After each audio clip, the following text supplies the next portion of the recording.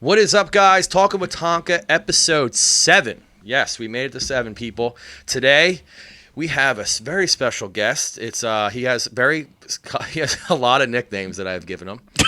So we'll just start rambling them off. Curdy McGirt, Curdy Gilmore, a.k.a. Kurt Gibson, a.k.a. Kurteousy. What up, man? What's happening? That's it. Can you explain how the Curdy McGirt came around so that way there's no confusion? Do you want to explain it? Well, I'll definitely explain it, but I think because that's probably the one that I hear you say definitely the most often. I know it's like more of a friendship thing between you and I, but and I hope it's the same way. Otherwise, you were just like, you know what I mean? Otherwise, it's going to be a funny way that we found out. But I think it was like around the Super Bowl run. It was right before like when Wentz went down. I was walking into Wawa one morning. I saw CBS like coming like right. I mean, I was wearing like all Eagles gear. Yeah. And at the time Wentz went down, we were like 12-1 or 12-0 or whatever it was, and Foles was coming in. And like the city, I just remember there was like memes all over the place, like people they were like, "We'll never get it," blah blah blah. Yeah. And I'm like, somebody just believe. And I think I was just like a little bit of frustrated mixed with all of that, and did this silly interview. I shared it not too long ago, and dude, it's still funny to this day to think about it. The reporter, after they get done giving you an interview, they ask you for your name. Yeah. And I was like, Kurt, K-U-R-T, Gibson, G-I-B-S-O-N. She was like, all right, great. Look for it like on the news, 5 or 6 o'clock. You know what I mean? Whatever station it was. I couldn't remember. I don't think I even told anybody. I was just like, I'll just watch it and, I'll probably get a text or two, whatever. Yeah.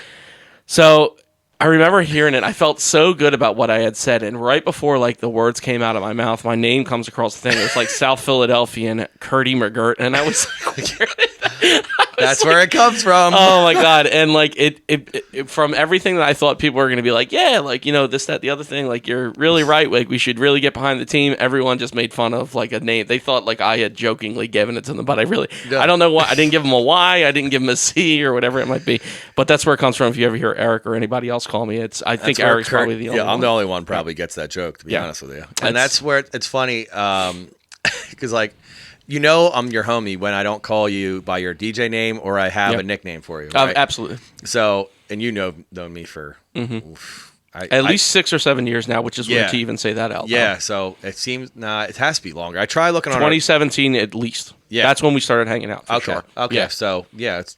But that didn't mean that we didn't run past. You know what I mean? Like that, it's just like more or less common ground, and like absolutely. I've talked about that on other podcasts where it was like surround yourself with people that you want to hang out with and that they make you better, and that's something I want to dive in with you, like your work ethic. Well, we'll get into that. Go ahead. So like in the beginning, like I was saying, I always I'm your boy when. I'd never call you by your DJ name. I either call you by your government or a nickname, right? So like, like when I see Montone, I call him Nicky or Nick. What's up, Nick? So like I just call Montone. Yeah. But so that's how like I'm friendly with you. It's like so in case people are listening, and if I call you like. If I don't call you, if you want to find out if you're friends with Tonka, he'll call you something that's not your name. Yeah, exactly. Yeah. Or I'll like if you're a DJ and I call you by your straight government, that means we're friends. We're friends at that point. We've made it. We've made it to your friendship. So I've talked about you on a couple podcasts now. I know at least one because I definitely heard it. I listen to a lot of podcasts. So that might be my fault. I always very boastful about Kurt's golf game. Thank you. Because this kid, right? So we were golfing. When did we go at Nader? Right at the end of the season last year. Yeah, and that was probably the last time I played. Actually, believe it or not, right? And that was the first time you played all year, right? Yeah, and it's so like I said, the first and last time. So Kurt steps up to the tee box. I think he went first. I don't remember. It was like first or second. Yeah. So this guy hasn't swung a club all year. But I think you took your son to the drive range or something. Yeah, something silly like that. I get to stretch it, but yeah. So this kid goes up. Just like riding a bike, gets up, smacks it like 280 straight. And I'm like, this kid don't miss, right? So I get up there, shank one right into the woods like I was going to do. Yeah. Right? No, actually, I think I hit my 5-iron off the tee like I normally do. I think you were self-conscious because you were like, oh, he's back. Like, we're going to play. And you're like, you know what? I remember you told me, I'm hitting my 5-iron really well, and you wanted to show us, and then so my 5-irons hook. They hook, right? They hook. They don't slice. They hook. So it's like they don't know my last name. Slice is right, left is hook. If by chance, I think the clubs don't know that my last name is Vanderslice, so it's always it's always an obstacle, And everyone has. It's always the ongoing joke when I go golfing is, "Yo, man, you have the perfect golf name. Is Slice really a good golf name?" No, I don't think it is. That'd be a great golf logo for you, like with shoes and stuff like that. It's Slice, and it's just like a ball going off to the right. yeah. So instead of like the Nike swoosh, like it's like a ball. over the slice like name, that would be All right, really maybe I'll have awesome. Scooter cook something up. Yeah, for that me sounds like a good for idea. this season. So how long you been playing golf? I guess I could dive into that. I don't think I've ever told anybody about it aside from I know Kate. the story. Oh, okay. Maybe I told you because Yeah. you golfed like with me, but when I was a kid, like probably as young as my son, my parents noticed that I liked golf. It was also like when video games weren't really predominant. It was like the Sega Genesis, stuff like that. Yeah, yeah. But my father he was a greenskeeper for FDR Park, where So I was right. I said that on a podcast before. yeah. He was a greenskeeper, and growing up, it was like just something that we went and did. It was like 4 or 5 o'clock in the morning. My dad take me with him. Not every week. It was like on weekends when I wasn't going to school or anything. Yeah. But I'd just sit in the cart, half asleep, and he, watering cart. The sun wasn't even up yet, and we would hit golf ball. He would tell me like hit golf balls, this, that, the other thing. But when I was a kid, like, and maybe this is where the practice portion kind of came in. It was always practice. It wasn't playing. I don't think I had practiced like when I was a kid from when I could really walk 3 or 4 years old till I was about 8, and never played a full round of golf. Wow. Played a couple of holes, Yeah. but a lot of it was just a shag bag, taking it, chipping, putting, hitting the golf range. I didn't really actually know what the game of golf was. It was more or less like kind of drills, like growing up. For sure. And I remember, I think my dad told me, and I could vividly remember the game itself. I don't remember as much, but the first time my dad actually kept score, I think I shot like a 111 or 112 or something like that, and I was like 4 or 5, I think. Jesus. So, yeah. I shoot that on the regular. I think regularly. I'm 39. I think my dad said like they put me at the red tees and like but he took a genuine score like out of curiosity. I'm sure that, give or take whatever it might be. I don't mean to dive super deep into it. No, I but want if you to. Oh, okay, cool. Yeah. Well, then by the time I was 11 or 12, I was able to qualify for the club championship. And if you know anything about the club championship, they put them in flights. A through D, D being the lowest, A being the kind of the number one. Yeah. I think when I was 12, I won the D flight. And it was like, seniors and kids like me and this, that, the other thing. There were like, I think 2 rounds. So to be honest with you, it wasn't. My father was proud when I won, but it wasn't something that was like challenging or overcoming. But at the age of 10 or 12, beating 4 or 5 people at that time was fairly what's it called. So I had by this time I had been on. I got invited to like Jay Leno. I got invited to Leslie. I can't remember the name of it. Yeah, but I went to never LA heard like this part. Yeah, I went to LA like a couple of times. My dad told me, I swear to God, and he showed me the contract. Physically, they were going to offer me $75,000 to do like a little like TV show or something like that. Nothing like that I was involved with, but I'm sure if you dive deep enough into Reddit or YouTube or something, you'll see me with like Nick Faldo, or like there are a couple of different golfers. I met what's his name? I met Charles Barkley when he was terrible. Terrible. Me. Terrible. I'm gonna put that sound. Peyton, yeah. There's Peyton Stewart, I think was the name. The guy was like, he's the one that before he passed away. Yeah. Yeah. So there are pictures of me that my parents have that I don't necessarily, keep around my house. It's something more or less that they love to have. Yeah. And I knew, no offense, they take better care of it. So, like front page of local newspaper, but nothing crazy. People were calling me like next Tiger Woods or whatever it might be. But I guess just as time went on, I was going into high school. Like that's where I started to really get into it. So when I was 15, I guess you could say I was getting scouted for like colleges and stuff of that nature. Jesus. Yeah, ASU was the first one to reach out to me before I even got to high school. I remember this part of the story. Yeah. So ASU had reached out to me at the time, and they wanted to offer me a half scholarship. So it was something my dad was like, are you interested in getting involved? And I was like, I remember one guy in particular, I can't remember his name, was shooting up ASU. And we both know ASU now is like one of the bigger party schools. He was like, you should definitely check it out.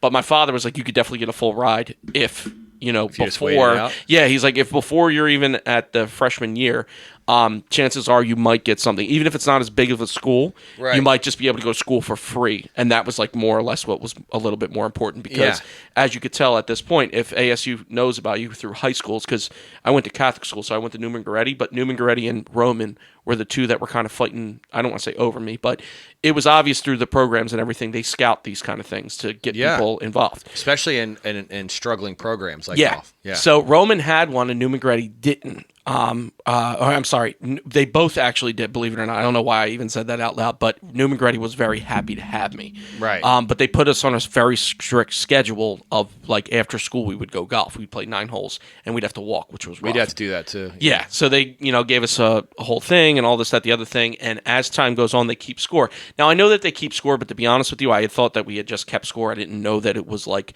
long form, like they were keeping score and stats. Like if I had looked up, there were actual stats about it, and that, you know, there was no checking. They would just go on out. They'd probably drink coffee in the clubhouse, and then when you came home, like they would hold each other accountable. So there were times that I'd be like, "Yo, do you mind?" Like not me, but other people would be like, "Do you mind if I put a 5 down?" Because it was match play, but they would still lose, but you'd still keep score and stats. And I'm like, if you're gonna mark that you lost, but it don't really affect or bother me, but I wanted to keep legitimate score because I wanted to be honest with not only the club but really myself, if that makes sense. Yeah. So we went through all of that. I don't think we really won anything that year, but I got recognized in my freshman year. I was 14 or 15 as the overall best athlete in school. So I got invited to the senior banquet, and there's no way that they can really hide that. They're like, we have to invite you to this banquet. We can't tell you why. And I'm like, I'm a freshman. So my family kind of came. And at the end of everything, they were like, hey, overall best athlete, this, that, the other thing. My mom still has a picture and the trophy sitting on her mantelpiece that says best overall athlete 2006. Like, you know what I mean? Like for everything. So, holy shit. Yeah, that was like a real big. After that had happened was when it really became, for me, like with the schooling stuff, real. But unfortunately, like at that time, my family was kind of splitting up here and there. So that kind of went away because there were a couple of different things. But it wasn't like anything necessarily bad. It was just we couldn't afford to go to a Catholic school anymore, and things kind of happened. So during that time when I was kind of off, if that makes sense, because I couldn't go to that school anymore, I decided to re-enroll in the club championship, and I went into A flight. They wanted to put me into B flight, but I actually went to A flight.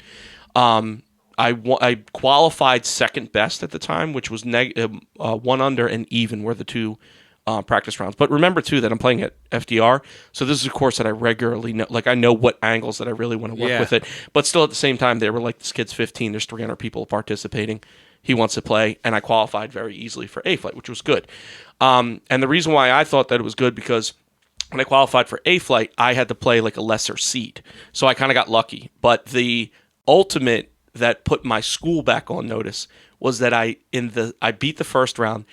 The second round was my golf coach for Newman, and I beat him. Holy shit. Yeah. His name's Joe McMullen. He's a really great guy. He was super awesome. I beat him on 16 or 17. And then that put me back on the map again for like re-enrollment for like that player of the year award. But there was a lot, again, it was a lot of with the schooling stuff. They couldn't really do much. And also at the time I was focusing so much on golfing that I was like neglecting my school studies. So that was another issue that they were having. As soon as that had happened, I turned everything around. I had to go back to a school for sophomore year and then went back to New McGrady junior year. But by that time, I don't know if you care, about school, that kind of pulls you off, or like they see that as kind of a red flag, if that makes sense. Like, why did he get pulled out of school? He's going to failing, like this, that, the other thing. So if you're going to high school right now and you're listening to this, please don't mess up in any way. Do your homework and do that. But I like I had said before, I enrolled in that A flight championship. I went all the way till the very end, where you have to play 2 rounds of golf back to back. So it's 36 holes. It's very intrusive. We did that I did that one day. That's tough. It's a lot, yeah. So I had played the guy that had won 3 years in a row. Yeah, he was really great golfer. I had him down the first half, and then he had me down the second half. And I think the toughest part about that when I was 15 was that I wasn't allowed to really necessarily have a caddy. It had to be me and him. So we had 2 carts, and we would go. He would go, and then I would go. So usually I had my dad that would tell me like, hey, lay up, do this, that, the other thing. He would always coach me in that sense. And not having that was definitely nerve-wracking because it was the first time that I was doing something on somewhat of a big level. Even though it's just a club championship, it's not that, kind of huge. But for them, the club itself, it was a really big deal because somebody was super young, was going to do it. They thought it would hit the local paper. They were like, you know what I mean? They were super excited about it. We went to, you played FDR before, right? Yeah. For the end, we were even. And I drove 18. It was like a 265. Yeah, I drove 18, and he birdied it, and I eagled it. I'm sorry, I was down 1. I birdied it, and he birdied it, and I eagled it, and then we went into sudden death playoff.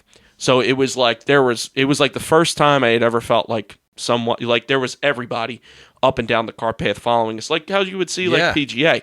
I had never felt that before, and also it wasn't like how we're DJing normally we're in front of people, so definitely like butterflies started flying.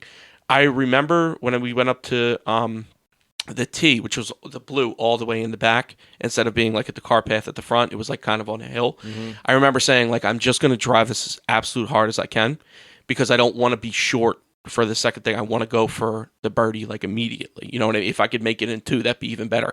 Because he was definitely going to take 3 to get there. So in my head, I'm like, I got to swing this and it's got to be good. It went straight, but if we play golf regularly, it went off to the left just slightly in the rough. I hit I remember coming up and hitting the green, but I 2-putted and he birdied and I lost. So that was very difficult for me. And I know that might sound like not the exact way that you wanted the story to kind of go. But after that had happened, that was like the last stint when I was about 15 or 16 that I just stopped playing golf altogether. So I still, like, it was, like high school had taken over my life. My parents had split up at the time. Like, we were living in different houses. There was just, like, more of seriousness kind of going on. But from 2 to 16, I had been playing for 14 years. Yeah. So that just, kind of was what it was. And then when you guys came around, we were like, golfing became fun again. Yeah. And also, if you remember, like, prior to really Happy Gilmore, it was kind of a boring sport. It wasn't like nowadays, like Barstool's, like they got people like drinking beers and if it was like that, I'd have probably been much more into it. But like golfing, golfing became a lot more cooler to the younger generation because I remember growing up, like it was called a boring kind of sport. Like even my friends were like, "Why do you play golf?" And it was like not something that I hid, but just more or less is like I just didn't tell other people. And then as I grew up, more people wanted to play. They noticed that they knew what I was playing and. People always ask me, like, why don't you play anymore, and this, that, and the third. I'm glad that you could talk about it, because that's like, because I didn't know half that. Yeah. I probably got the Cliff Notes version. Yeah, it's something that you don't really necessarily like to talk about, because a lot, like I said, a lot of the time, there were a lot of different things that were leading up to all that, which were, like, they were already on the circuit of, like, being, like, you're going to go to school for this, like this is what you're going to do. And I think it's disappointing now because you like to see like how awesome like they're treating golf now. Yeah. And now with the what's the new LIV? Is that the Live, new? Yeah. That like it's just such an exciting sport now to watch. But even at that, well, look at the guys you have now. Yeah, like exactly. Bryson hitting the ball like 409 People yards. are wearing funny clothes again. It's like golf is exciting, and I think that's the disappointing part, to know that I could have been a part of that, whether or not you actually become like a Tiger Woods or a Rory or something of that nature. But to have been involved in all that would have been really cool, in retrospect. I remember one day we were playing, you were murdering it. I'm like, bro, how much is it to get you in the amateur tour?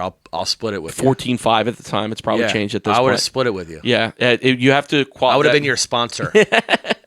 It's definitely different now because I don't know what happened. That we looked this up during COVID, prior to COVID. Yeah.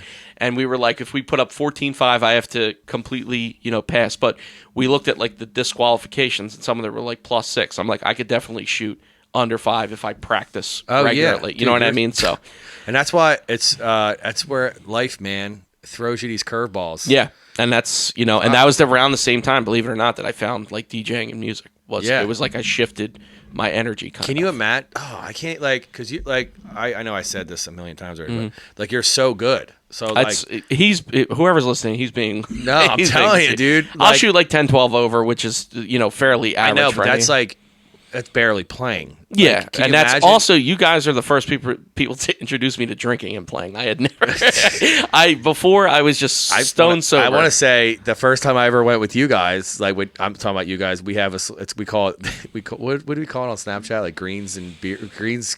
We call it something. Teas and or something greens, like that. Yeah, something like that. Yeah. So like you introduced me to Scott. This kid, he looks just like Scott from the Christmas Story. His name's Tim. I call him Scott. And then this kid Pat, but I call him Pete because I could have. He let me call him Pete for like 2 hours. He's like, bro, who's Pete? My name is Pat. Halfway through, I think it was like on 9, we were getting a hot dog or like a beer or whatever. Yeah. He was like, does Eric know my name's Pat? And he was like, he keeps calling you Pete, just let it ride. Like, yeah. So now his name is Pat on my phone. Yeah. But so you to be honest, that was the first time I ever got iced on. We really. Golf course. To be honest with you, that story's kind of funny too because we had gotten Pat and I had just met that year. Yeah. And him, me, Eddie, my buddy Mike. Like, yeah, Eddie. Forgot about we Eddie. all like we got this Mountain House at the time. It was probably one of the more fun weekends that I could really necessarily that was the remember. one where I met everyone. No. That was the second year. Oh, that so was the the first second. year Oh, was like okay. going to do it, but that second year we were like, you got to come. Yeah, because Tim wasn't in the. I think I took Tim's spot. Yeah. And man, just like it was a corny thing that we all thought was funny, and then I love when that video comes up of me DJing in the living room and you're jumping on the couch like a crazy person. But it's funny. Back then, you look like really look like your brother.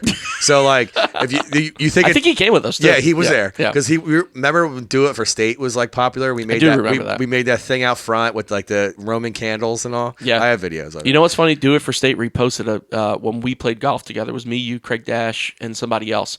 It was a golf shot that I had hit just like perfectly smooth, and it like they had reposted the shot, like, you know what I mean? Like I filmed it up. I do, because I remember sending it to you, being like, "Yo," you were like, "No way!" Like it was like 5 years ago, whatever it is. What it is. I'll send you the shot after this. Yeah. That's oh my god. Yeah.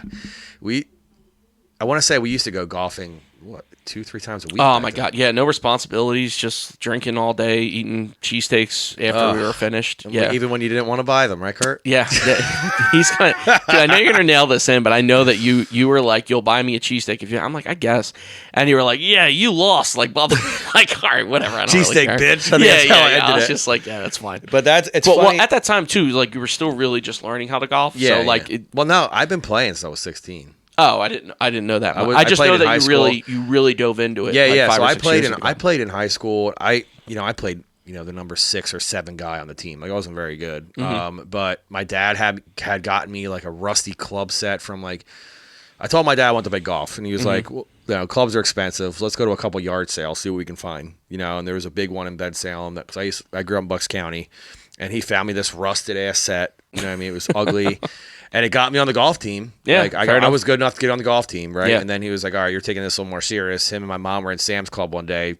Bought me and my brother two Spalding sets they found there for like $100. Came with a driver, came with everything. So I had with that for a while, and then I eventually upgraded on my own as I got my own. Not my adult money. You know? And then when I first met you guys, I got my first set of Callaways that I didn't know how to hit. So like. You know what it's like when you get new clubs. It's really hard. 100%. So I got Callaway X20s, and I was like, oh, God. So it was like playing golf, learning how to play golf all over again, right? Yeah. And then I got them re-gripped and couldn't hit shit.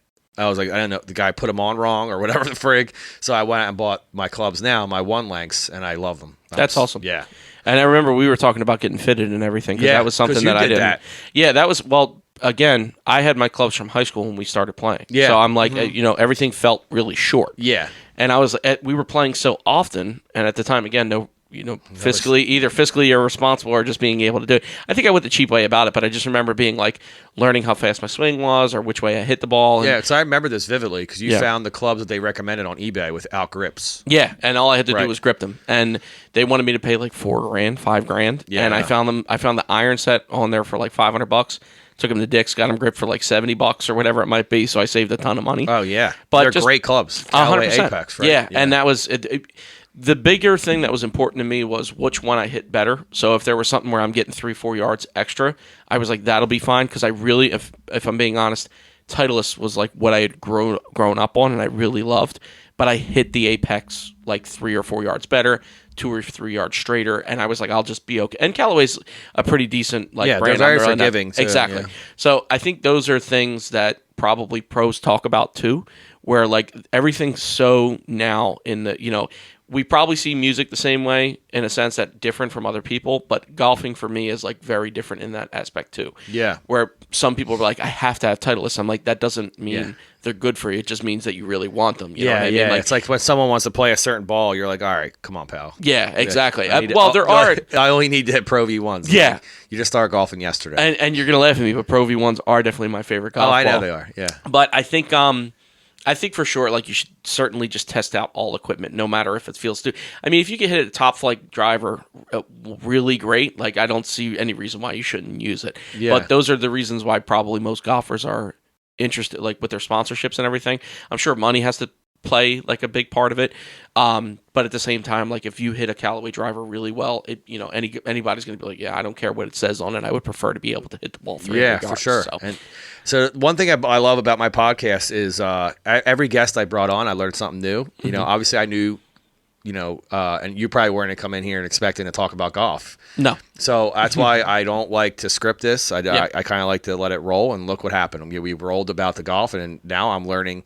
I got the Cliff Notes version on the course one day, but now I have the full thing. I think also being able to tell the public, if that makes sense, like in the sense of that this is recorded. So instead of having to have this awkward conversation over and over again, I think that was go listen to episode 7. Just first 25 minutes. Yeah. So I think that's really just the aspect, is not having to relive the moment over and over and over again. Yeah. Because like I said, I don't mind telling you, because we're kind of in a room by ourselves. But at the same time, like being able to, I wouldn't say let go of it, or just like be able to talk about it. It is difficult because people remind you constantly of like, why didn't you? Why didn't you? No, it's not. I think being able to play regularly again, and now that the DJing thing's really helping and taking off a lot, it's feeling a lot like it's meshed, if that makes sense. Because the golfing for me was definitely something that I just knew fit me. Right. And it took 13 or 14 years to really understand that mentally for myself. And now we've been doing,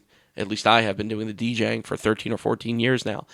And it's beginning. You're a couple less than me. I'm like 17. Yeah, but that's what I'm saying. It's really beginning to hit me in the same way that I was like, I can do this. You know what I mean? Whether or not you're the best or you're going to be on somewhat level, being involved is what I was saying. The same thing on Kev's podcast is what makes me happy, because I'm just a player in the game. It's like we're all playing basketball. There's 6 of us on the court, and I just get to be the power forward or the center or the point guard or whatever it is. Yeah. It's just fun to be with your friends, doing what you really love to, playing music that you really love to. And I think that it's having that again has been really wonderful. That's awesome. Because maybe that's why I feel a little bit more comfortable talking about it. Yeah. You going to put a club in little Kurt's hands or what? He's already, that was the reason why we go to the golf range, to see how he's interested in it. But I certainly think that the biggest aspect of doing that is just doing it every day.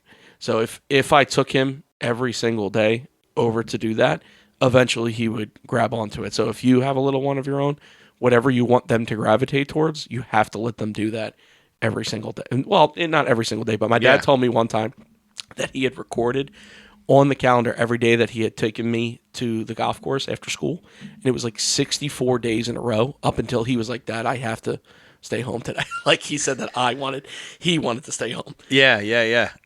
But take a sip of water if you need to. That's so, I can't wait, to have a kid of my own one day, because I'm going to be one of those parents that like try to figure out what sport they're good at and really drive that shit home. Right now, because my son's 2, and my next son, his name's going to be Caden. He'll be here next month. Congratulations. Watch it. Thank you. I appreciate it. The biggest thing that I've noticed in at least daycares, because at the time, I remember that it was during COVID, and COVID, we were so worried about whether or not he was going to be the first group of kids that didn't get social interaction, and worrying about whether or not he was going to, which is something that I don't think any parent should really have to deal with.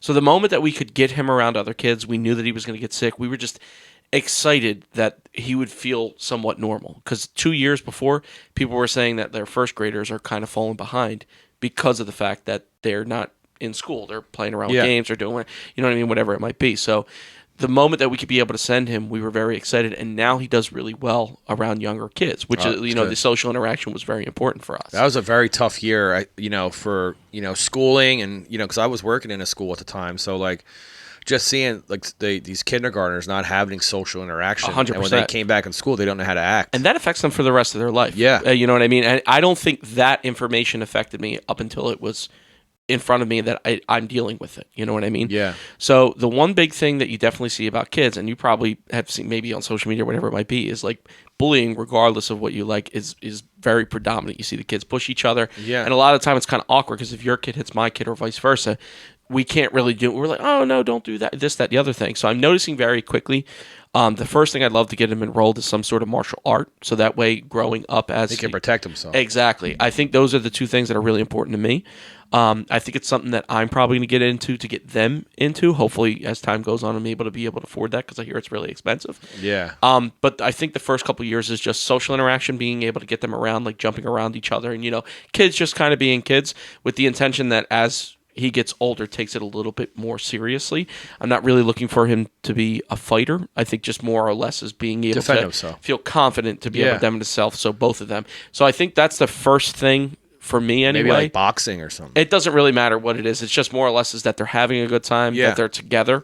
And that was the reason why Kate and I wanted to be able to have a second son, because we wanted them to be able to, big brother, little brother, each other. How many years apart are you and your brother? We're 5. Okay. I don't know if I'm comfortable telling you why we're 5 apart. No, but it's fine. There was supposed to be a brother in between me and Christian. Okay. So a lot of, you know what I mean? I didn't know this up until I was much older, but my brother told me about it, and then I confronted my parents, and they had told me about it. So as time kind of went on, there is supposed to be me, another child, which would have been my brother or sister, and then Christian. So that my image of family was always that there would be 3 of us. Right. So I'm obviously on 2. I'm hoping to be able to have a 3rd. Yeah. But I'm glad that you're going to be able to paint that picture.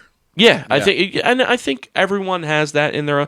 There are some people who are like, I just don't want kids, and I'm like, there's nothing wrong with that. But I knew that's what my brother. He doesn't want kids. Yeah, and that's fine. I think for everyone's image, but there are people certainly they know in their own head at some point, whenever that is, I would like to have. Did you and Kate want kids?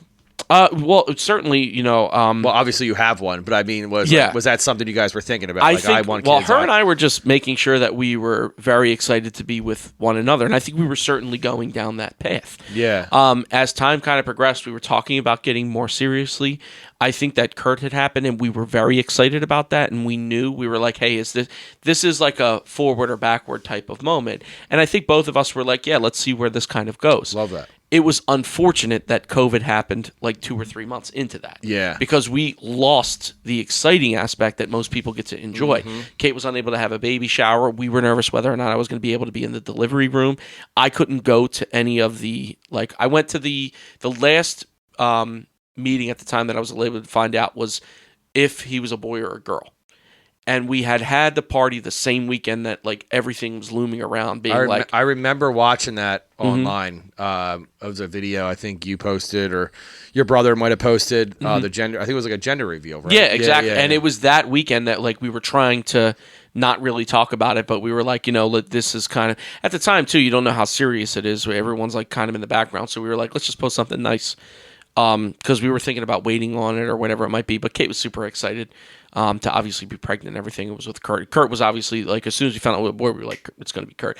Actually, I don't want to say I'm nervous, but when Caden came, is going to come around, we had never thought past the first child, so you don't really know. Yeah. Because if I was just what do you want to name your second kid right now? You'd be like, wait a minute, what? Yeah. You know what I mean? It was, it's something that you have to really kind of think about. I would certainly say if you have a child or you and your girlfriend, you gotta say man friend now or whatever it might be, I don't know. Yeah. Anyway, if you're going to have a child, for me it was saying it over and over again. Was just in the back of my head, it'd be can I get around this, if that makes sense? Yeah. Because there were about 3 names that we were going around, and Kate really liked Caden, so I was just that's fine, we can go. You gave me the first direction. one. Well, it's that's what it was. She was I really I didn't get a say in the first one. I was like, that's okay. It's I just knew I wanted a son named Kurt. Yeah, it's funny. I tell the story how my government name when I was first born was Evan Eric. Really? My dad didn't like the way it sounded, so he switched it and never told my mom until the birth certificate came in the mail. That is a wild story. Yeah.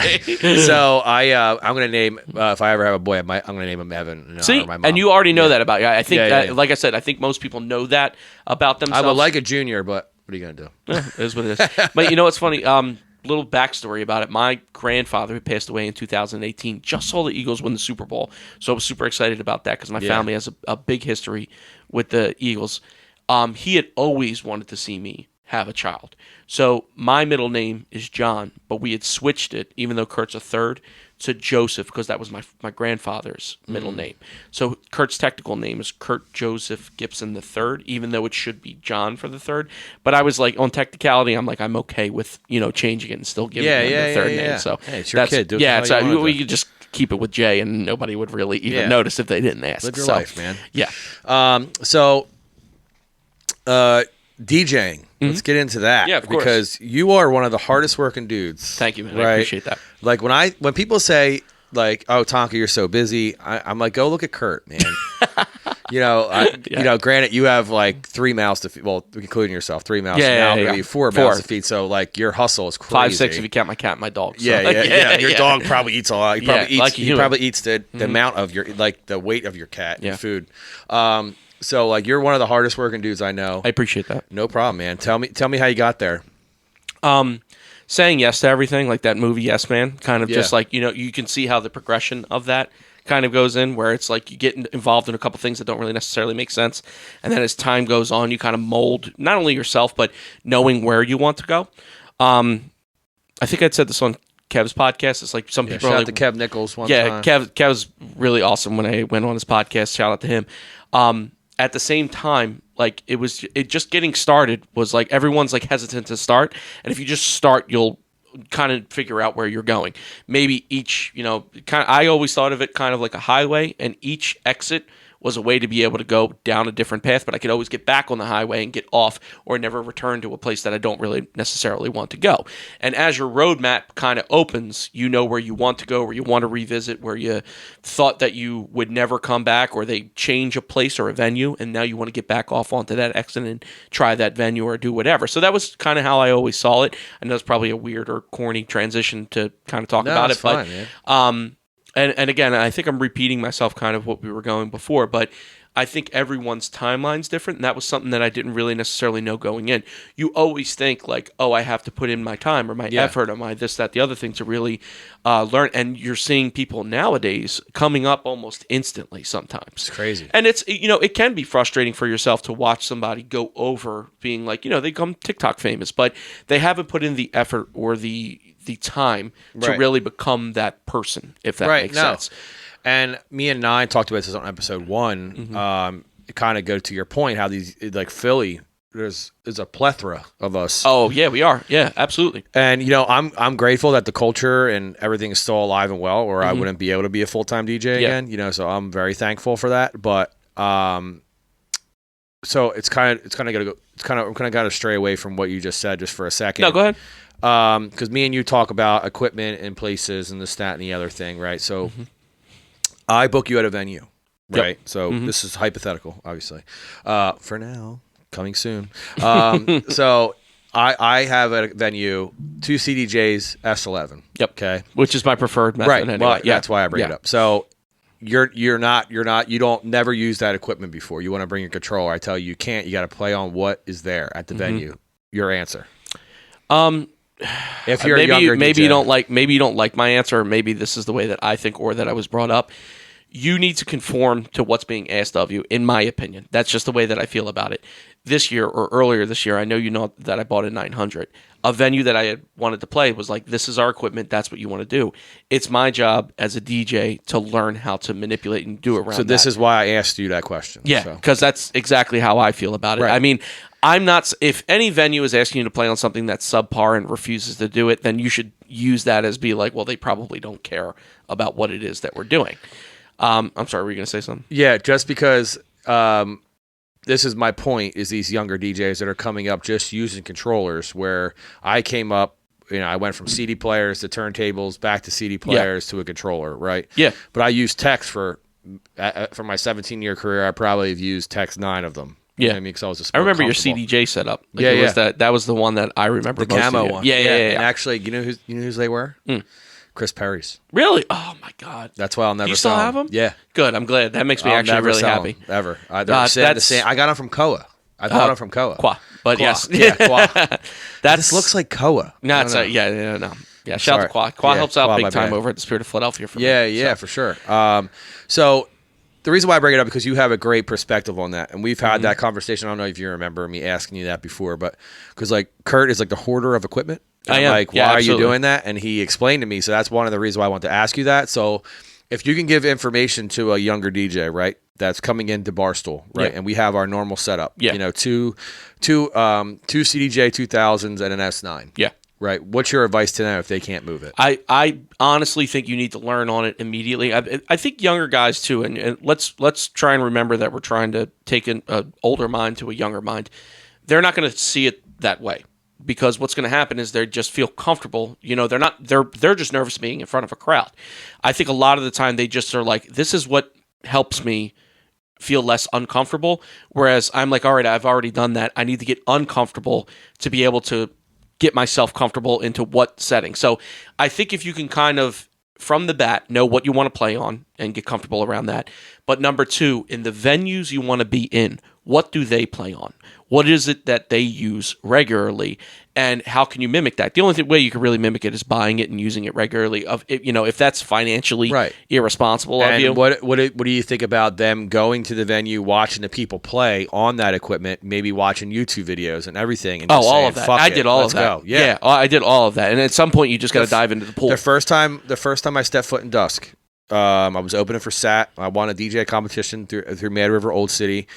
And Sat had 2 turntables in a 57 at the time. Mm-hmm. I was set up because I was the opener. I was on a 900. I'd never touched a 900 in my life. Mm-hmm. So I'm walking into the biggest venue I've ever played in my entire life. And you know what I did? I adapted. I figured it out. Yeah. I figured what's the easiest way I can use this mixer and get away with it. And that's what I did.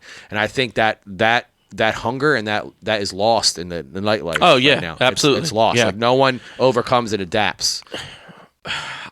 Go ahead. Because they make it so easy for you to just move the equipment and put what you're comfortable 100%. With. I think it's up to us too, because but that's why equipment gets ruined. Oh, because it just well, I mean that's everything. Someone's always going to spill a drink on something or do something, but whether it's up to the venue or the booking agent or whoever, just someone do it. You know what I mean? Someone get it fixed or do whatever. But it's as a DJ, I'm not going to allow that to deter me from bringing. I'm like, I need to still sound crisp, so I'm going to bring everything with me, with whatever it is. Is it a pain in the butt? Sure. But if it's going to make sure that every time that the staff's happy, that the people are happy, that I keep getting booked, that's more important to me. Mm-hmm. So it's non-negotiable that I'm bringing everything with me because I can't sound like myself. Unless they have a suitable... Absolutely. Okay. I mean, just over the sequence, prime example. I love, Quinn that DJs with us over at Shenanigans? Yeah. So Quinn, wonderful guy, super nice dude. Literally, he's like, I would never do this, but he's like, I know that you got to go to and from 2 different places. I'll leave you my turntables. It had been a while since I was on turntables, but I showed up early just to be able to cut a little bit and mess around. The left-hand side turntable, the torque was a little messed up. So my cutting didn't sound as crisp as it normally did, so I'm going to cut less. I noticed you were on turntables that day. Yeah, but it was really just moderately to be able to get to and from. But this is the reason why I was talking about buying a Rev 7, because just being able to unplug, plug, and just go was probably so. It's the only real reason I want a controller is to be able, if I have a quick gig, to be able to unplug and save time getting to and from. That's why I have one. Yeah, but that's still, it's not going to. If I know that I have only this gig that day, I'm still going to bring my regular setup. So, but I've. Sorry, we got kind of lost. What we were so back to what we were talking about. We went off on a little tangent. Another thing you would hear a lot here on Talkin with Tonka, because whatever. It's my podcast. I do what I want. So, like I was saying, you're the hardest working DJ probably in Philadelphia. I appreciate that. Thank you. Like literally. When I look at your schedule, sometimes I'm like, Jesus, dude. I don't say no to pretty much anything. The reason why I brought up in our I guess you could say SEG, Smooth Event Group meeting last night is. We have a lot of guys on the team now. We do. And me and you, I think, you, and like Hollywood, I'm trying to think off the top of my head who kind of does all this. I think it's us 3, I'm probably in Smooth. There's 4 of us that will do a gig from 5 to 9 and then go play somewhere else 10 Easily. to 2. Yeah. And I think the 4 of us. There could be some other people. I'm thinking. There's definitely is, and we're just going to give them credit. If we're just going to give you guys credit. If you know who you are, if you know. So. Us being like that and being hungry, and that's something I commend you for because, like you were so focused on the spirit of Philadelphia for a while, you weren't really doing nightclubs. To be honest with you, the reason why I did that is because it was able to keep me. I got to quit my job to full-time DJ. Yeah. So it was an immediate switch, but the volume of work was, oh my God. I didn't realize what I had taken on. I couldn't just fill it myself. So it had taken some time for me to be able to switch. And I knew at the time that doing just private events really did not make me, doing 6, 7 a week, even more than that sometimes. I knew. Sucks. Yeah. I just remember wanting to be doing what we're doing right now. Right. And that's why I was saying that is because I feel like you jumped on the scene so quick and it sucked you in, and you're still here. And it's great to see, because a lot of people would have took that as overwhelming. And like I said, your work ethic is just like mine, like Hollywood Smooth, and you're not afraid to do doubles and all these other things. And and it's incredible to see, man. Thank you, I appreciate that. Because there's not many DJs that will do that. Yeah, they won't do 2 in one day. And we're working at. I think you're doing that Delude, right? I did Delude. No, the next one. Probably. Maybe I just didn't talk about it. So. Smooth, I think I kind of got you. Don't worry about it.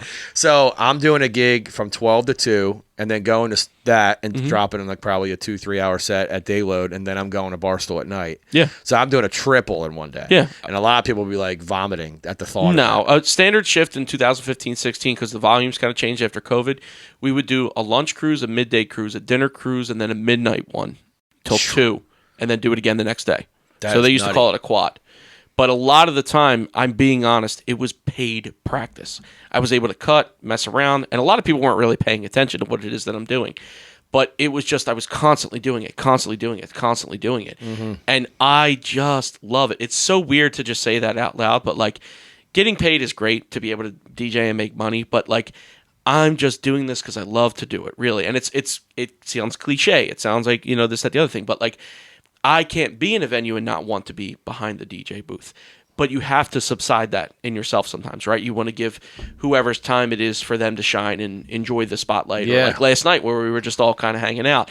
I think just more or less is like it's like an itch I want to scratch, or like it doesn't matter how big or small the venue is. I just really would love to be around it. And it's tough to That's why I started DJing. Yeah, I heard myself breakdance, and I wanted to be around it still, so I learned how to DJ so I can DJ breakdancing battles and stuff like that. But then, my opportunity at Tiki Bob's, and I started DJing there, Club 27, all these other places. I really didn't have time to.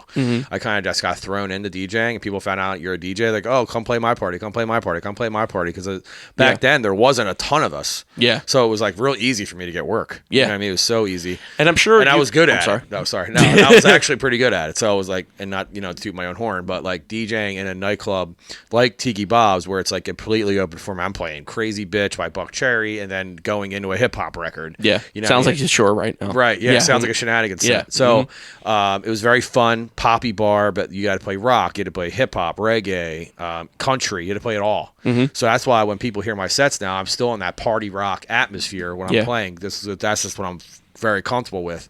And I thank that.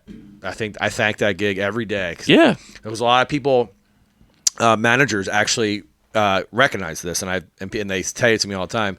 When you work here, we make the most. That's great. That's it. And you need to know that about yourself too. You know what I mean? I'm shouting out the bartenders like I did at Tiki Bob's. Of course. I'm if there's a drink special, then I'm shouting that out. Yeah. You know what I mean? And I had to cycle people. Yep. Right? Because like that's like something at Tiki Bob's we learned is how to cycle people. Right? So your dance floor is packed. Right? Yep. You're playing "Crazy in Love" by Beyonce. That was a hit record in like '99. Yeah. So it's like popping off. Everybody's dancing, having a good time. Now the manager was like, all right, play. I can't think of the song. He would come up and ask me. It would be like a rock song or something, right? Say, it would be play "Crazy random. Bitch," right? Half these people are going to go to the bar because they don't like that song. Yeah, and that's kind of what they want. They're like, okay, send these people to the bar. So when people I do a transition now with "Sweet Home Alabama" and a ballin'.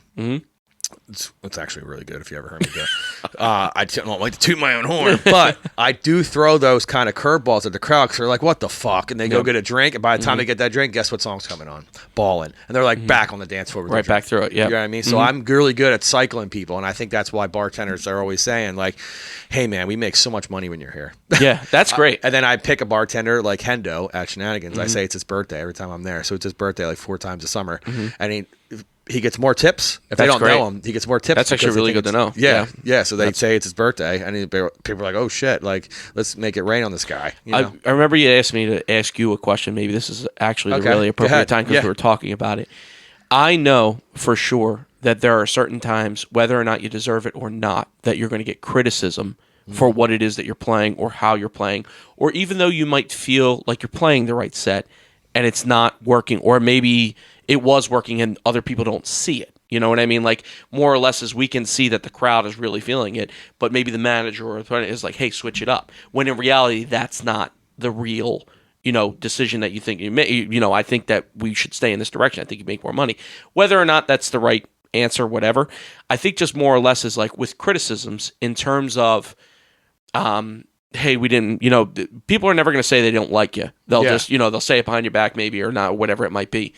But maybe you hear that on the low. Maybe you hear something like that. How do you deal with that? Like, is there anything that you do? You just let it roll off your back, or is it depends, man. Yeah. Like, as I get older, I don't know if you're referencing the story I just told you, but so recently, I'll just put the recent story.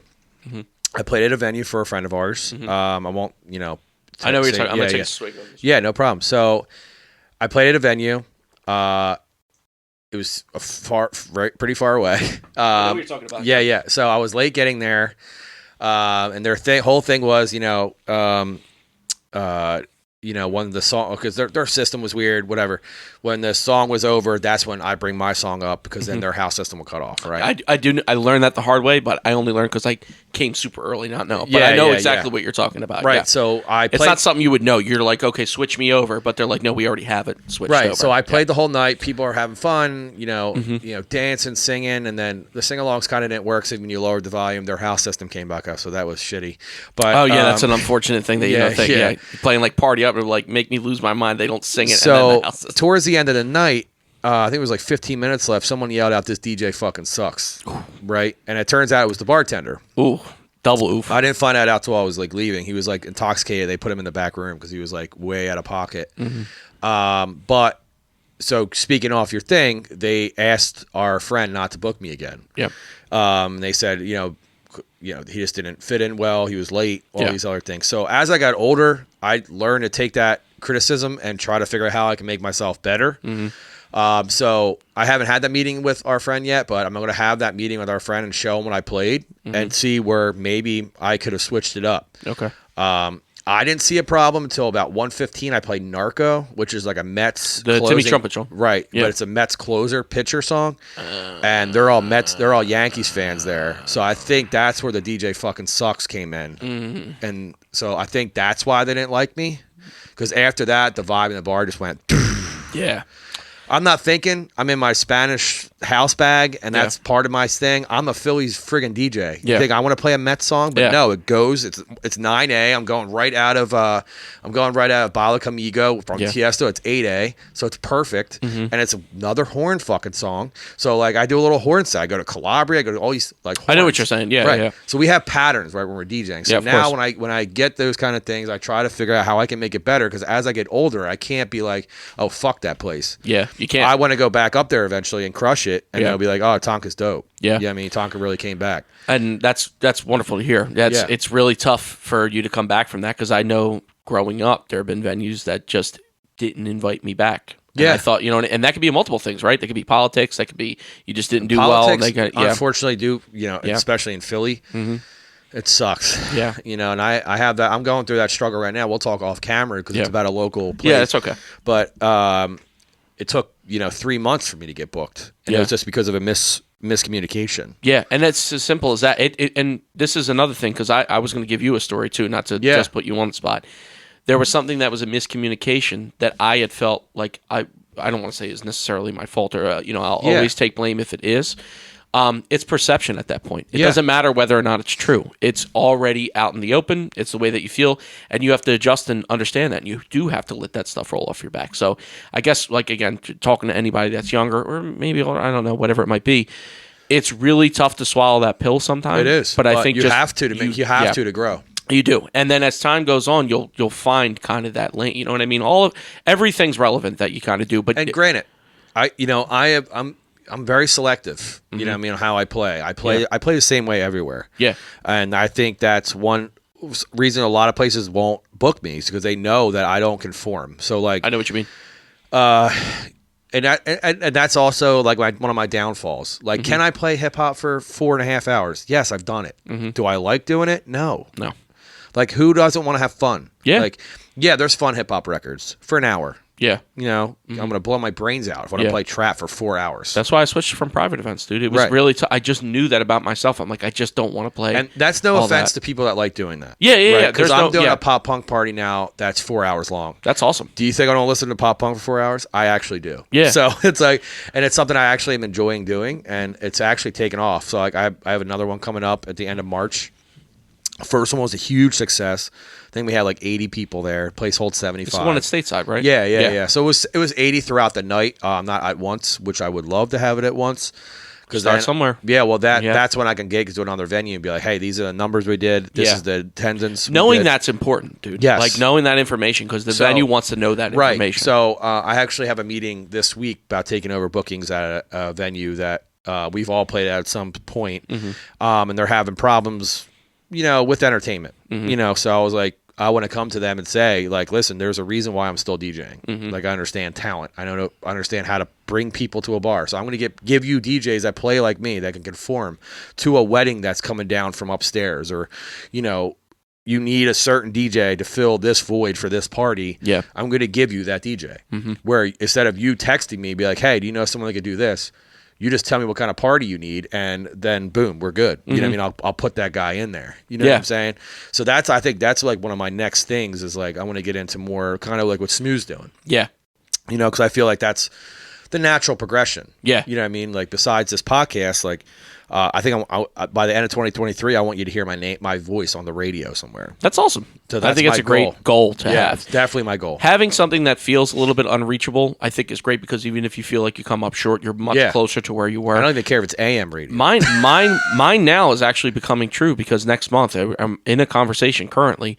We're going to throw a party at Barstool. I'm so incredibly excited about doing that. You want to announce what it is? Yeah. It's called Pour Decisions, Pour Decisions. I thought it was funny. I had submitted a couple of names. I submitted a couple of different names. That was the one that they kind of agree with. You know that Barstool can tend to be a little bit corporate in that sense. I know it's not. It wasn't the first time you announced it, but this is no. It's Talkin okay. With Tonka no one's been talking about it yet. So Talkin like you know, Tonka. People definitely listen to this. So So, but we're gonna throw it on Thursday. Smooth was kind enough to be able to be a collaborator on this. So it's you know what I mean. We're gonna have a little bit.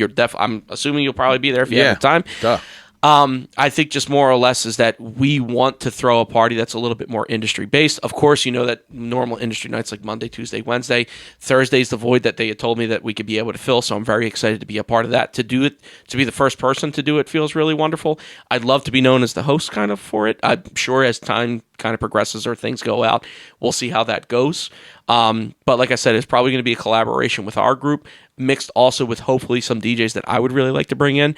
I'd like it because I love house music and all that stuff. It might be more eccentric towards that, but we're not limiting it towards that. I'd love to play some Jersey Club. I'd love to play some, you know, if dubstep's kind of your thing. I think it's just more or less is like if we have a night and you're the person that's kind of being highlighted, I'd like to open and close for you, if that makes sense. For you to be able to be a little bit, and maybe I highlight myself at one point.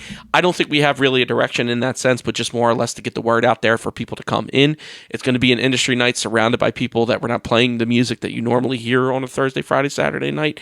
But hopefully it continues to grow. We're getting a logo made and everything now. But I think we're going to start the actual promotion for it now that the Super Bowl has passed. I still can't say it without, you know, grinning or whatever it might be. I don't think I smiled since that happened.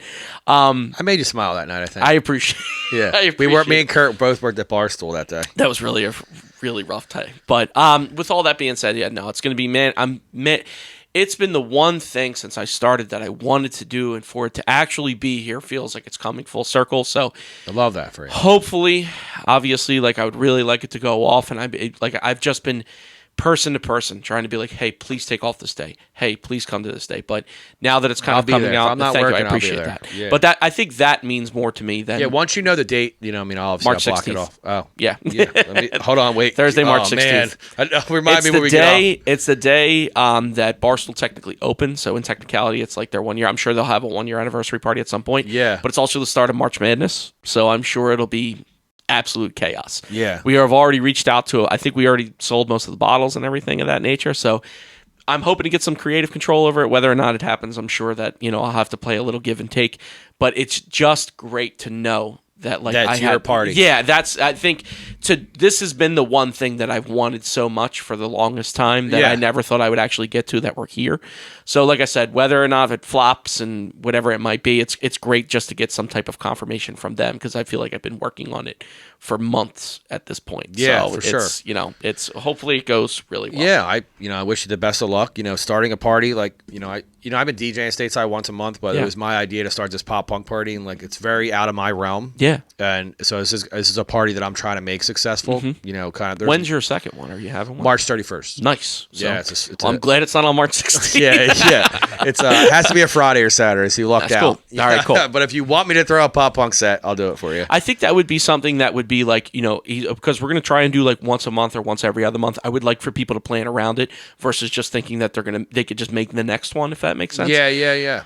So I think doing it far enough in advance, like how you're doing it now, and planning around it, is probably really great. I think once a month is a good thing for me, especially with stateside, because they want the theme to change every month. So That's like great. I'm doing 90s this Friday. That's cool. All 90s, you know what I mean? But the pop punk one is something I'm really trying to drive home, because I want to try to bring it to see y'all. I want to try to do all. I think not giving up on that is going to be your biggest feature. Like, that's going to be the part you're like, no, we want to do a pop punk. No, we want to do a pop punk. You'll get Wicked Wolf wants to do one, and I was like, dope. That's a great idea. Yeah, because they just did a 90s party on Sunday. No, the pop punk party. No, I know that, but what I'm saying is like they're okay with the theme. So I think more or less that would be a really great one, especially if you already have an idea of what. Yeah, and I know a lot of people, they think theme nights are corny, whatever. But when the reaction I got, people that I never thought would come to a gig like that. Yeah. They were coming out, they were screaming, they were singing, like people I would never have known. Yeah. Right. So it's amazing what you find out about people. I think maybe the industry feels that way, but I don't think people themselves who really want that kind of feel that way. Yeah. Because the emo night was like really big here too. Like whatever. So that's why I'm trying to strike now, because there's only one party going on, and it's a traveling one. Yeah.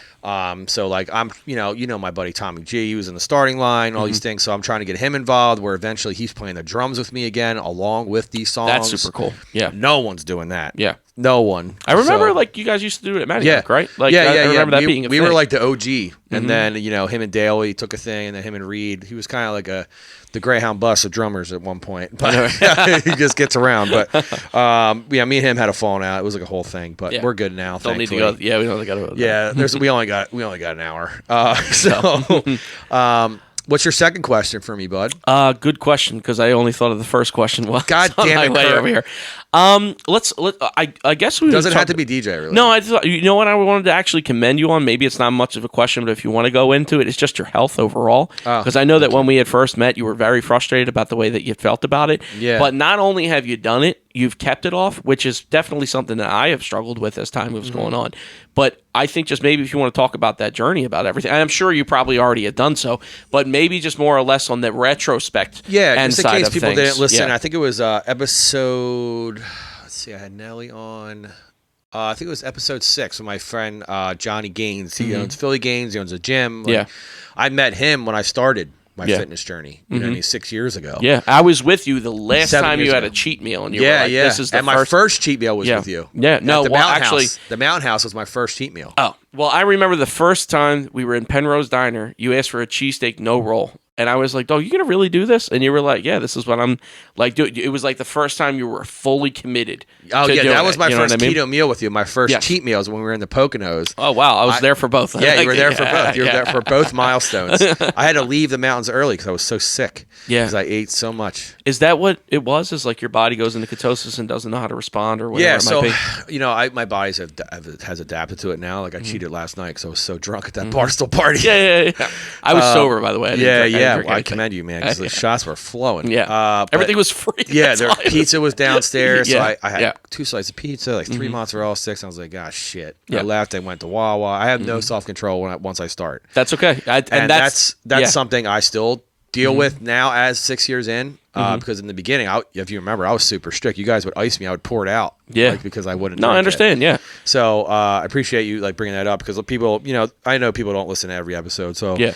I'm actually trying to get off keto now and try and go to a more sustainable diet. Because I think now that I'm like 6 years in, I'm 30. I'll be 40 this year.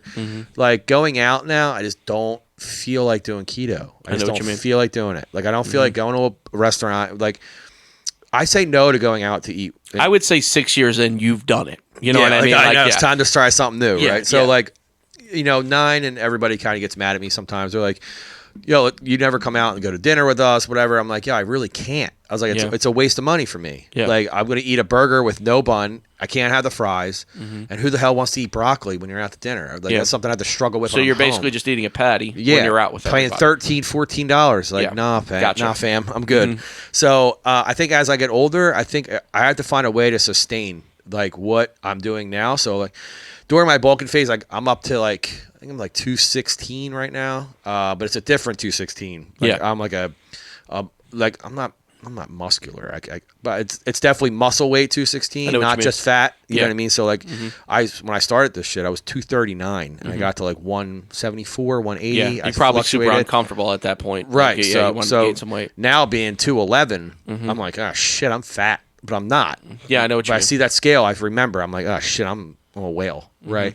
So I'm doing keto now just to like kind of knock the water weight down, and then I'm working with a nutritionist. She knows how I eat. She knows all these things. So they're going to put you on a plan.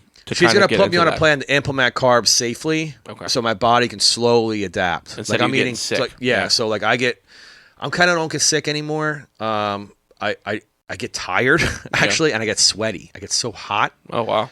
Like it's a very weird feeling, man. Like I have carbs, I get like the tingles and stuff, kind of like I'm on pre-workout, and like I start getting hot. Okay, it's really weird because my body's like trying to figure out what to do with it. I know it's what like you mean. I don't know what to do. I don't know what to do. You know, so your body just heats up because it's working like overtime. Yeah, because like it's trying to like keep my my insulin response to come back down. It doesn't know how to do it, so my liver's working overtime. All these things, right? Got it. I know I'm getting nerdy, but no, it's okay. So now this nutritionist I know, shout out to my friend Danielle. I know she listens once in a while. I haven't dived completely in with her yet, but I've told her, I was like, this is what I want to do. I'm eating 20 grams a day now. Let me get to 200 pounds. So let me lose this 13, 14 pounds, whatever. Yeah. Let me get rid of this water weight because I know the first 10 pounds is always going to be water weight for me. And that's what it is with everybody. Yeah. So I was like, when I get there, let's bump it from 20 to 50 grams a day, and then I'll do that for 3 weeks. And then after that 3 weeks, push that to 100, and then I'll push that to a sustainable carb intake. So if I have down the shore this summer, if I have like a Wawa hoagie, I'm not going to die the next day. I know what you mean. You know what I mean? So yeah, because eating a hoagie for you or me might be completely different. Yeah. So I'll be bloated. My face will bloat out. It's just a bad look. I thought just meant from like a sickness perspective. Like, So like, I get hungover, but it's a carb hangover. So it's like, stomach pains. I feel like it's a bowling ball in my stomach. It's a hard thing because my body is not used to carbs, so it doesn't know what to do with it. Process is super weird. Right. Yeah. So to answer your question, and thank you for bringing that up. I am coming off keto. It is, I've said that for the last couple of weeks now. You're quitting. Yeah, I'm quitting. I'm going to try to eat a more, a sustainable lifestyle. Okay. Yeah. That's nothing wrong with that. I can eat clean. I can eat clean 6 days a week and then eat whatever the hell I want on the 7th day. I know what you mean. What I mean? I want to get to that point because I know, you being a father, you can answer this question. Is it hard for you to stick to anything like that because you have your son eating chicken nuggets in front of you? 100%. Well, it's not that as much as it is that you always want to be around them and with them, and you yourself can eat clean. But I also have a pregnant fiance right now who loves the same way I do pizza, cheesesteaks, and all of that stuff. I think honestly, it's self-commitment. I could totally, because I've done it before, just like eat clean. It's always kind of a struggle because you want to indulge with them, if that makes sense. It's kind of frustrating when I'm eating fish and a salad, and I feel as if, they're like, hey, can we get an appetizer together? Do you understand what I'm trying to say? It's more of a. It's not as much of a like they're forcing me to eat pizza. It's more or less of a family thing. And of course I could obviously eliminate that, but it's at the time it was like the holidays and the last 3 or 4 months is kind of like. So that's what I'm saying. Yeah. So like you basically just stated what I'm trying to like go towards. Yeah. is I want to be able to say yes to that. I know what you mean. Yeah, You know what exactly. I mean? Yeah. So like how you want to say yes to having an appetizer with your family, but you're worried about eating clean, but exactly. you're going to telling no to that. them feels really weird. Right, exactly. Yeah. Yeah. So like that's the part of my life I really want to get to. But Yeah. I'm just going to switch gears real quick. I had Montone on episode 2. 4 or 5? No. I want to say it was like 2 or 3. Okay, sorry. It's like all one big fog now who Okay. I've had on. But so I had him on. I asked him this question. Everyone thinks you can't live a full-time DJ and have a home life. That's crazy. You know, wife, kids. So if you can give any insight and perspective on an upcoming DJ that's afraid to make that leap because they are like a new father or anything, or mother at this point, because we have a lot of girl DJs in the industry. You know, I have Freezy coming on at the end of March. So if you can give any advice and insight to that to someone listening that's struggling with that, whether it just be DJing or following their dreams in another aspect. Yeah, whatever it is. Yeah, it doesn't have to be DJing related. So, how strong is your willpower? People are going to tell you no all the time. I mean, when I started DJing, they're like, you can't do it. It's not a full-time job. It's not a real job. It's not like as going up, it was just like, you can't do this with a family. You can't do this with blah, blah, blah. And every time I keep going along, it's just like, I just don't listen to that. I know in my heart, I was like, nothing's going to stop me from there's nothing you can really throw at me with the exception of like some being like, you'll actually die if you keep doing this or something of that nature. There's nothing you could throw at me that would make me stop. I know that I love this. In fact, I just started doing Ableton classes to be able to make my own music. I don't know how long it's going to take for that to actually translate, but it's really, if anything, at any point you're like, I'm really not feeling this, and you talk yourself out of it, that's where you're going to lose. So the idea is not what's really in your way. It's just, can you continue to go through what you're going through and get past that part of your life until you can get to the next step. And, you know, there's definitely ups and downs. I would say certainly with us together, our group's doing really well. We're playing like music that we want to get to. We're going to, who knows how long we stay up, hopefully forever. But at the same time, if it goes back down, I'm not going to suffer. Maybe I feel like, man, we're not doing what we were like, this, that, the other thing. I know I'll get back up there. So I think just more or less is having the strength to know that you can get in and out of. I mean, COVID was a perfect example of that. Like, you know what I mean? We were all looking for jobs. Like, we weren't doing any of that stuff. So I think just more or less is how mentally strong can you be through all of that no, from your parents, from your family, from your this, that, the other thing. Now everyone kind of supports me.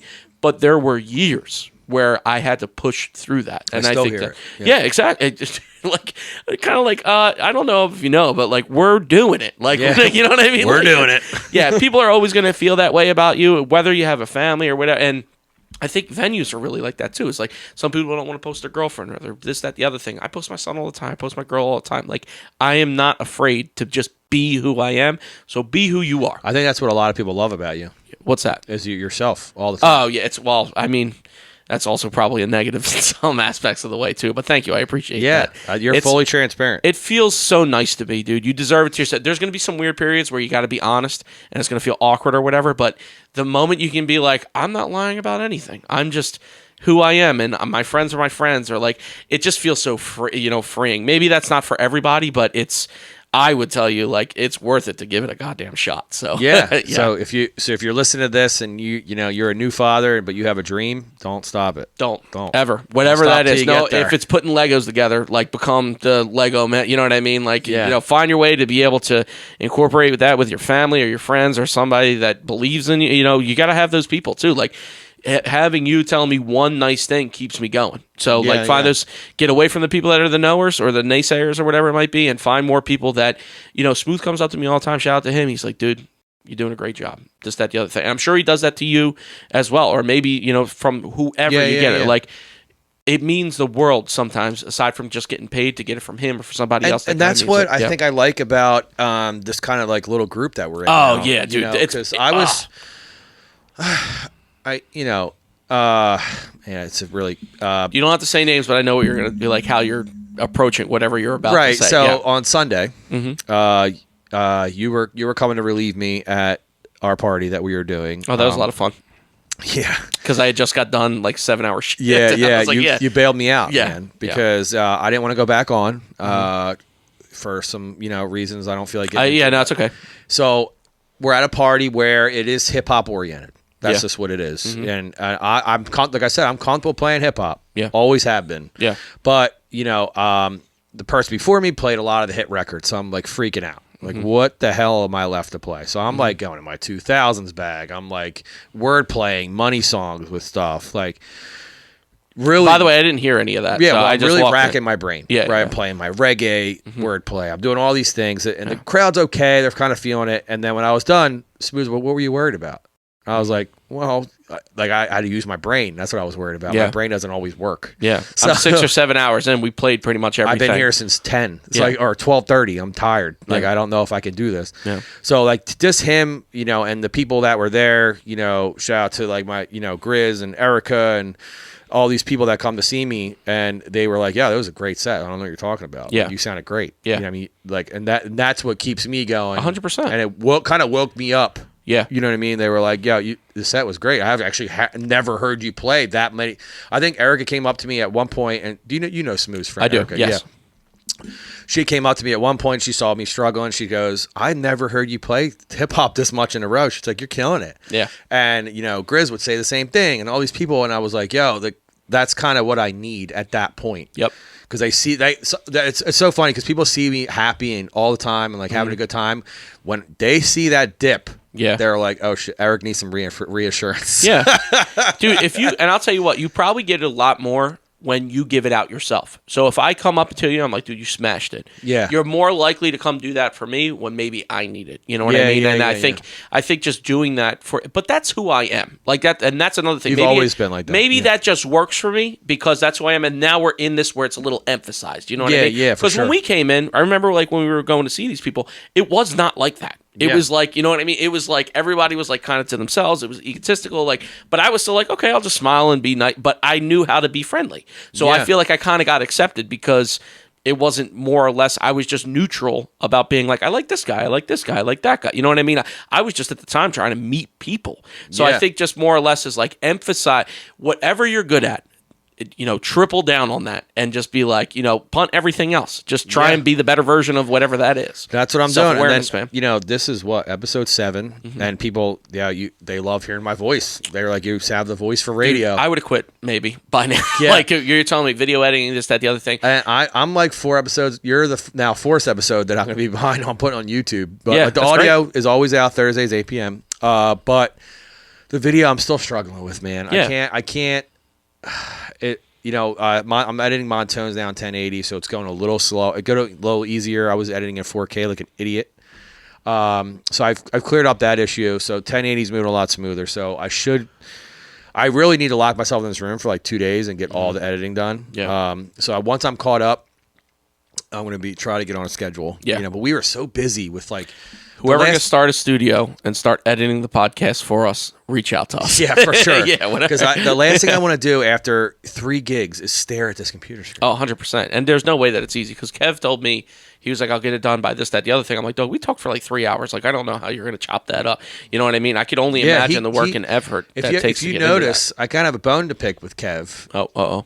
My episode was only 45 minutes. Everybody else's was an hour. So he cut out at least 15 minutes. Maybe he put of the other stuff. 15 at the end of my episode or something. Yeah, maybe. Or maybe I said something he didn't like or something. That's one thing about my pockets. It's uncut. I okay. post it, whatever. Just the way that it is. Yeah. Yeah. So- I like that about that. That's the reason why I DJ. When I DJ, I just hit record. So when other people are like, Ableton, this, that, the other, I'm like, nope. You hear all my mistakes. Everything that I make, like, it feels much more natural. Because if I go out and make a mistake, people tell me this or have told me this in the past. They're like, the venues don't want to hear mistakes. I'm like, well, that's not who I am. I'm going to make mistakes at some point. So if I make a mistake, I don't feel uncomfortable because I naturally, you know what I mean? Like, I feel like everyone who tries really hard to be perfect, if you are perfect, great. But I just know that at some point, somebody will knock into my thing or I have a drink or I'm talking. Yeah. Somebody's like, yeah, you're doing great. And I'm like, you know what I mean? Like, I hate DJ, that. you know exactly what I'm talking about. Yeah. I think it just feels a lot more natural. But if I am clean, then you know that it's genuinely me. You know what I mean? Yeah. And But- it's funny that, yesterday when you mentioned you were taking an Ableton class, I have a gift for you before you leave. Uh-oh. It's a good gift. Okay. It'll All help right, you. cool. It'll help you with your music production. Thank you. Hopefully you don't have it already. I'm not going to tell Hopefully you it's what a it ghost is. producer. I know. Yeah, it's my cat Vinyl. He's going to show you how to make some beats. But I feel like this is a good spot kind of to wrap it up. So I want to thank you for having me. You had me. Yeah. Well, in the beginning, you were making. Thank you. This is my house. I appreciate this is your house. Yeah, I'm here in your house. Yeah. So for everyone listening, thank you for being a faithful listener. So 7 episodes in. I'm going to announce it now. If you have made it this far in the podcast, I want you to shout us, shoot us a like or a DM on Instagram at Talkin with Tonka. I'll put it on the bottom of the screen for the people on YouTube and Spotify and Apple Podcasts. It'll be in the description. We will be recording our 10th episode live at Wicked Wolf on March 14th. That's awesome. Yeah. It's going to be our first live show. There's going to be an audience. That's sweet. Yes, it's going to be crazy. So if you can make it, it's a Tuesday night. Yeah. So I hope you can make Put it it. in my calendar. Right. So it's the first live taping. They agreed to it yesterday. Are you allowed to say who you're having? Or yeah, it's going to be 9 and Smooth because I figured 9 plus 1 is 10. That's... So I know it's kind of a dorky thing, but that's whatever. 9's my best friend. Smooth's he's actually another one of my best friends. I know you can only have one best friend, but are you going to have people come? So what I want to if you made it this far in the podcast, this is an exclusive. But I'm going to have a crowd there, and I'm going to have a couple people walking around with clipboards to write down questions. Right. Okay. So I'm going to have the people like a Q&A type thing. Right. Yeah. So I'm going to. That sounds really awesome. Right. Yeah. So I'm going to record.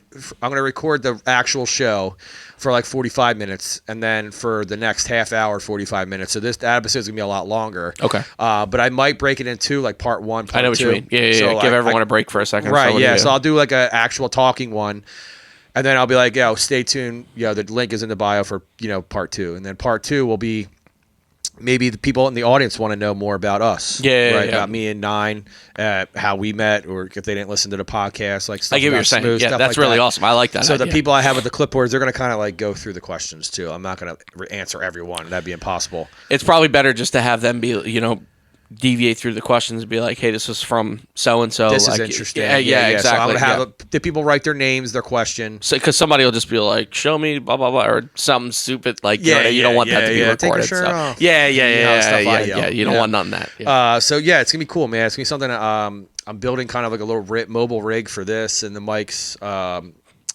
to travel with it and everything. Cool. So it's gonna be an experience. That's awesome. I think that's really fun. Actually, I really enjoy that. I hope you do that more often. Yeah. So like that would be... for guests that are allergic to cats, that's the plan. Okay. Is to do them remote. Got it. Whether it's at a venue, but cool. Wicked Wolf said I can record there on Tuesdays, so they already said I could. I would love to be a part of one if you decide to do that. Yeah. You know what I mean? Get a guest that you already have. We actually talked about with a couple people season 2.